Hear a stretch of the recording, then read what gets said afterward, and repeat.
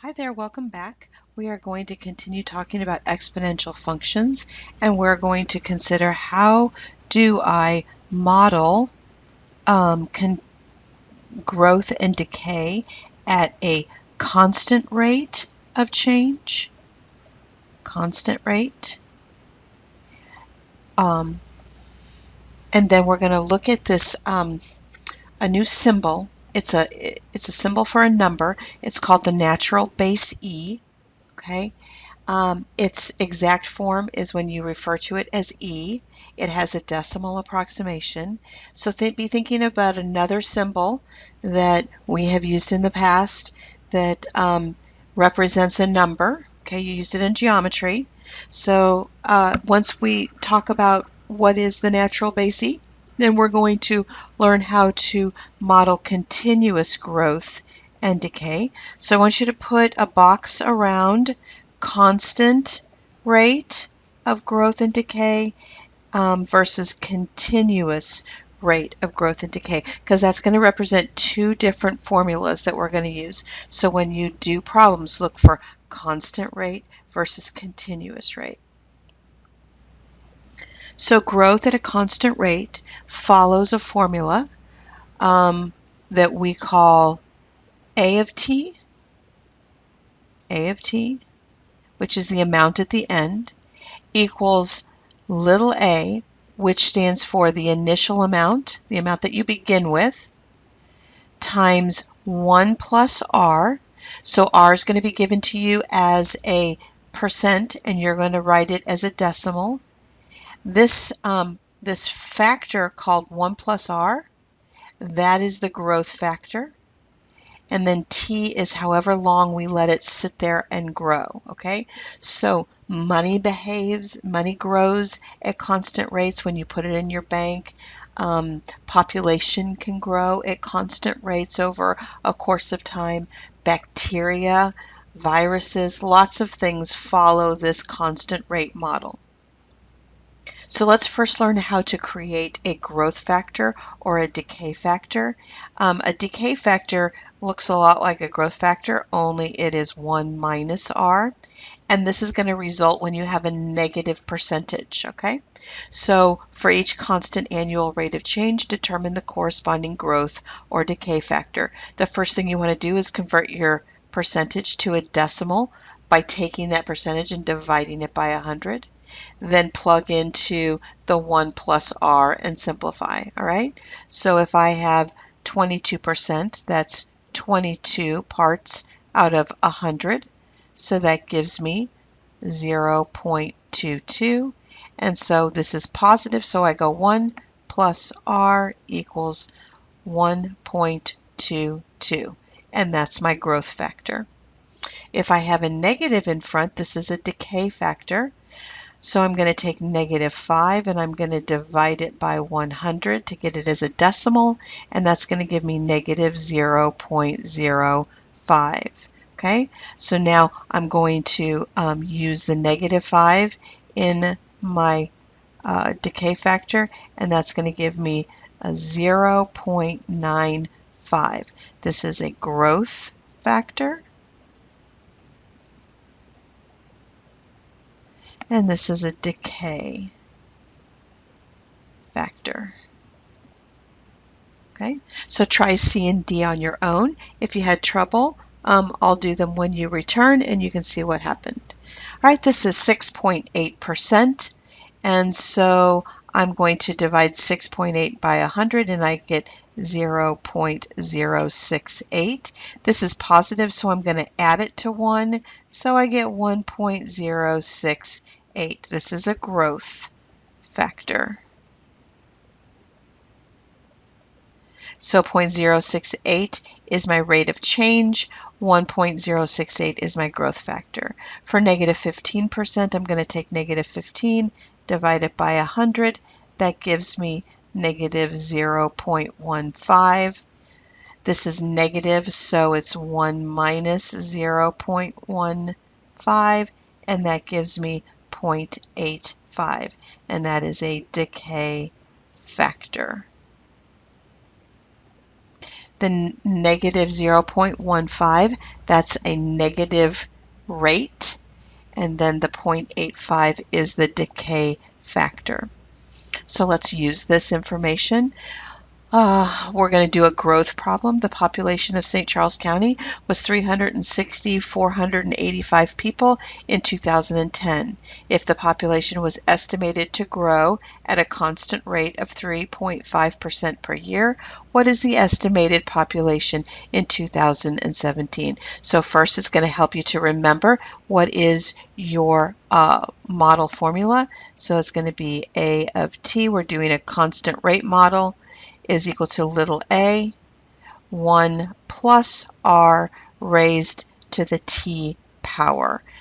Little a has a value of 360,485,000. That's the amount in the beginning at year 2010. The r is 3.5%, so that's 0.035. So that means my growth factor is 1.035. T is the length of time from from 2010 to 2017, and that's 7 years. So I'm going to plug the information in, and I get my specific equation is A of 5 is equal to 360,000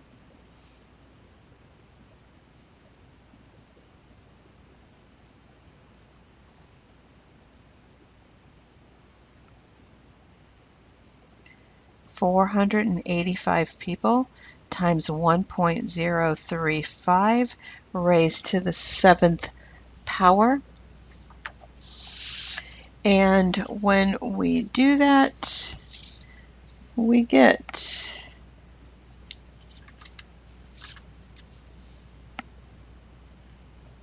sorry, I have them on the wrong page in my book. I have the numbers all out. So we get A of 5. Just plug that into your calculator. Is 458,637 people. We're going to round to wholes here because people aren't measured in parts. Okay. Decay at a constant rate follows a very similar equation. The only difference is that we have 1 minus r, and that's just resulting from the fact that our r is a negative value, okay? So we want to make sure that we express it as a decimal. 1 minus r is the decay factor. Everything else just stays the same. So decay at a constant rate, a cup of black tea contains about 68 milligrams of coffee. Okay, the average teen can eliminate 12.5%. Eliminate 12.5%. That's a reduction in caffeine from their system per hour. Write a model that represents the amount of caffeine in a teen's body, and then find the amount at 3 hours and 5 hours. So the general model for decay is A of t is equal to little a, the beginning amount, times 1 minus the rate, the constant rate, raised to the t. My little a is the beginning amount of caffeine, that's 68 milligrams.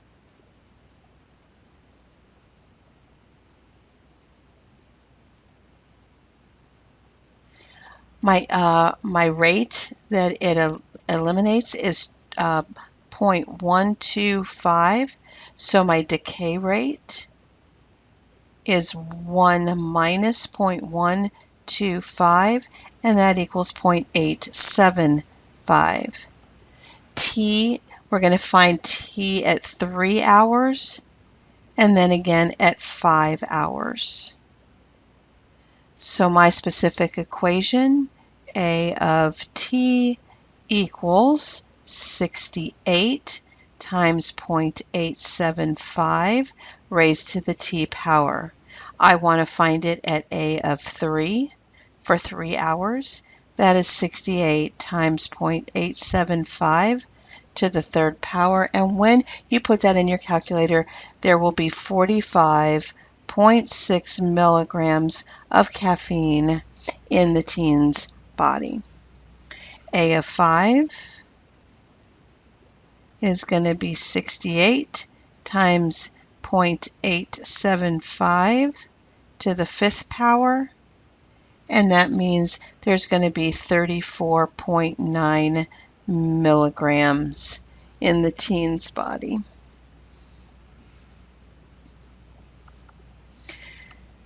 Right? Still working with, actually this is not continuous now that I think about this. This is not continuous. So let's cross this out. Cross that out for me, because this is a constant growth and decay. However, what we're going to be doing is we're going to have to find that decay rate, all right? And we're going to do that with looking at half-life. So it says an archaeologist can use the carbon-14, which has a half-life of 5,730 years, to determine the age of artifacts in carbon dating. Now I know that there is some controversy about the accuracy of carbon dating, but we're going to use it as an example. Write the exponential decay function for a 24 milligram sample, and then how much carbon-14 remains after 30 millennia. 1 millennia is 1,000 years, so we're looking at 30,000 years. Find the decay factor. So in order to do that, we're looking for 1 minus r. Okay, so what we're going to do is we have hidden in here, we have a beginning amount. That's pretty obvious. We have 24 milligrams. That's your beginning amount.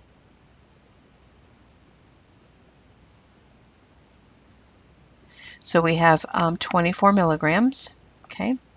And then we have another amount, an ending amount, which is the half-life. So a half-life says that half of the matter is gone. So my ending amount would be 12 milligrams. And the amount of time it takes for that to happen is 5,730 years. So remember, I'm trying to solve for 1 minus r. That's what I'm trying to find. So I'm going to take 12 divided by 24. That's a half.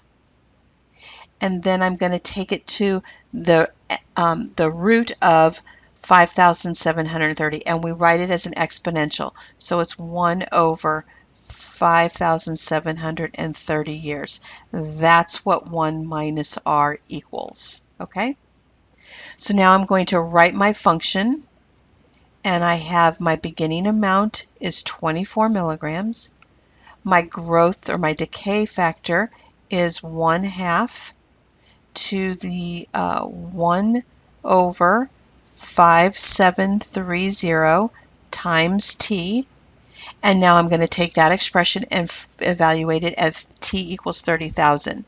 So I get 24 times 1/2 to the 1 over 5,730 times 30,000. So when you put this in your calculator, make sure that you put parentheses around that exponent. And when you do that, you get about an estimated value of 0.64 milligrams. All right? That's how much carbon-14 would be left. Okay? Now we're going to talk about the natural base E. I told you that it's an irrational number. It has similar properties to pi. Pi is 3.14, goes on and on and on. All right, it's an irrational number. Its exact value is pi. Remember when you were doing geometry, if you were to find the exact area of a circle, you would leave it in terms of pi. So if we're using we're trying to find an exact value of something, we would leave it in terms of E. If we're trying to find a decimal approximation, then we would plug it into our calculator and we would calculate an approximate value. Okay? E behaves just like every other constant base. Okay, so it's going to behave just like 2 to the x, or 10 to the x, or 1/2 to the x, only now the base is going to be e, which is an approximate value of 2.718281828 ... Okay, we use it. It comes up so much in our physical world, and one of the things we use it for is to measure continuous growth, continuous growth or decay. So we're going to evaluate using our calculator to approximate the value of this y equals e to the x to 4 decimal places. So all you're going to do is you're just going to plug this into your calculator. So you want to pull out your calculator, look in that leftmost column, look for a key, a button that has ln on it, and then look at the function in the different color right above it, and that will be your e to the x key. Once you find that, I want you to go ahead and evaluate, work with me and evaluate some of these y equal e to the x functions. So if I want to find y equals e, I would hit second, and then my ln button, which gives me an e raised to a power, and then I have to put in a power. So I have to put in a 1. Close that parenthesis off, raise it or round it to 4 decimal, and I get 2.71883.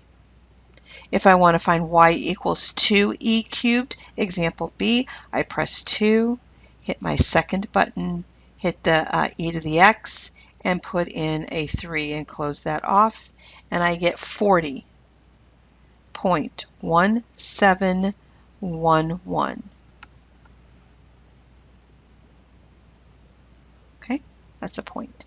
Now you try y equals e to the negative 1 and d equals e to the 7/4. All right, here we go. E to the negative 1, I hit second, and then my e button, plug in a negative 1, close off that exponent, and I get 0.3679. 0.3679.